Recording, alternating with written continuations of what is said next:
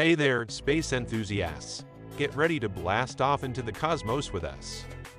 Welcome to Spaceverse, where the universe is our playground and curiosity knows no bounds.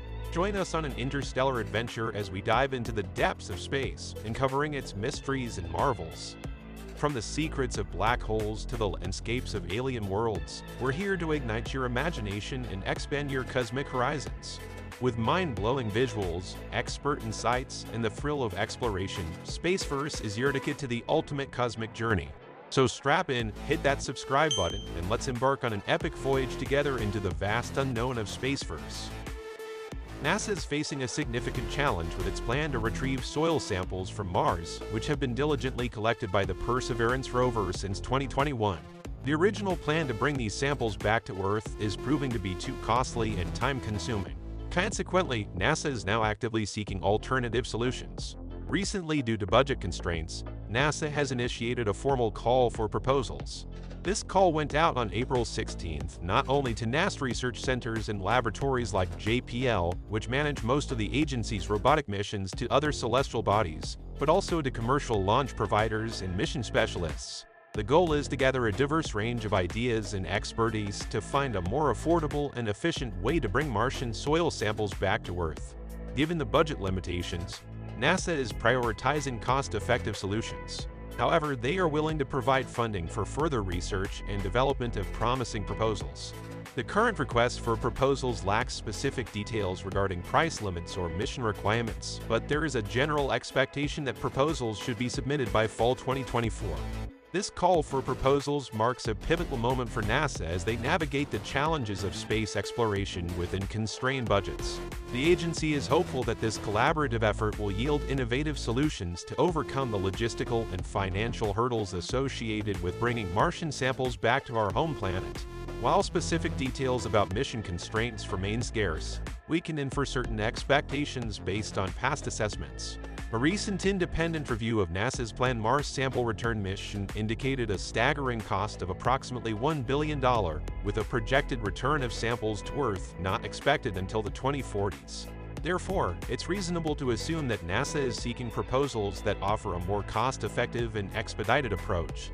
The initial Mars sample return mission envisioned deploying a lander to rendezvous with the Perseverance rover in the Zero crater. This lander would be equipped with smaller fetch rovers tasked with retrieving samples collected by the Perseverance rover. These samples would then be transferred to the lander and a small rocket for the journey back to Earth. However, this plan underwent several revisions and never fully materialized due to its high cost and lengthy timeline. The overarching goal for NASA now is to explore alternative strategies that are not only more affordable but also quicker to execute.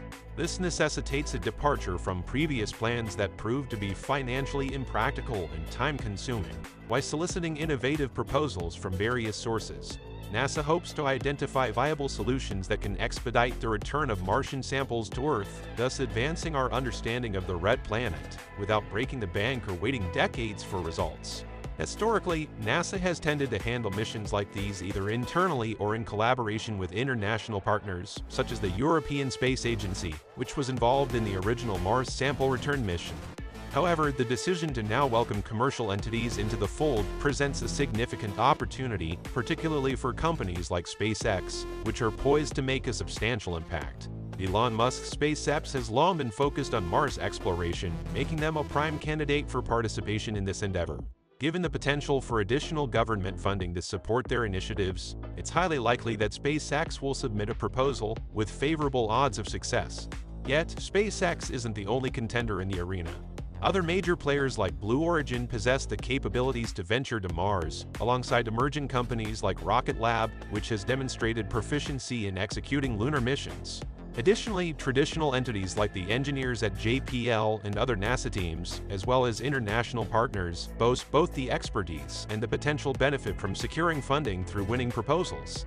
It's disheartening to witness NASA grappling to complete its most ambitious Mars mission amidst financial constraints, especially when compared to the seemingly abundant resources allocated to military projects closer to home. Nevertheless, given the circumstances, the decision to involve commercial entities, known for their innovative and cost-effective approaches to complex missions, appears to be the most pragmatic course of action. Tuesday brought significant news from NASA, with the announcement that the Dragonfly mission to Saturn's moon Titan is set to proceed without further delays, scheduled for launch in July 2028. Dragonfly, a nuclear-powered drone about the size of a car, is the brainchild of engineers at the Johns Hopkins Applied Physics Laboratory. The mission entails Dragonfly making targeted hops using its quad-rotor design across Titan's surface, exploring different areas in search of potential signs of life. Each hop will occur every Titan day, equivalent to approximately 16 Earth days. If all goes according to plan, Dragonfly will arrive at Titan by 2034, embarking on a focused 2.5-year investigation of the moon. Titan holds a unique status as Saturn's largest moon and the only one in our solar system with a dense atmosphere. Due to its distance from the Sun, Titan receives only about 1% of the sunlight that Earth does, resulting in an average surface temperature of approximately -183 degrees Celsius, which causes methane to exist in liquid form. Despite its extreme conditions, Titan's surface features methane lakes and oceans, piquing NASA's interest in potential prebiotic life forms. Exploring Titan is akin to opening a time capsule, offering insights into Earth's early stages before the emergence of bacterial life forms. Dragonfly successfully navigated a series of independent reviews last year, but NASA had to temporarily halt the project until they assessed the impact of their budget in 2024. Unfortunately, their concerns were validated, leading to a re-evaluation of several major initiatives. However, Dragonfly managed to maintain its course amidst the budgetary challenges. While the project did exceed its initial cost estimates, originally capped at $1 billion, subsequent reviews revealed a revised price tag of around $3.35 billion. While this surpasses the allocated budget of $2.73 billion for robotic planetary exploration, it's not exorbitant compared to other NASA endeavors. It's common for project costs to escalate as designs evolve and unforeseen circumstances, like the recent pandemic, impact operations. Nevertheless, NASA's decision not to further delay Dragonfly signals their confidence in managing this mission and fulfilling the long-awaited goal of deploying a flying robot to explore one of the largest rocky worlds in the outer solar system.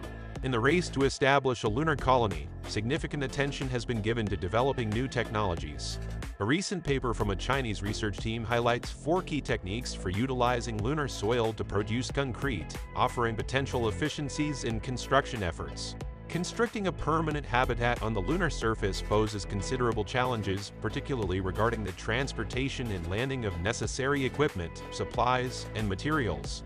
The logistical demands in terms of space and weight necessitate innovative solutions to minimize the number of trips required.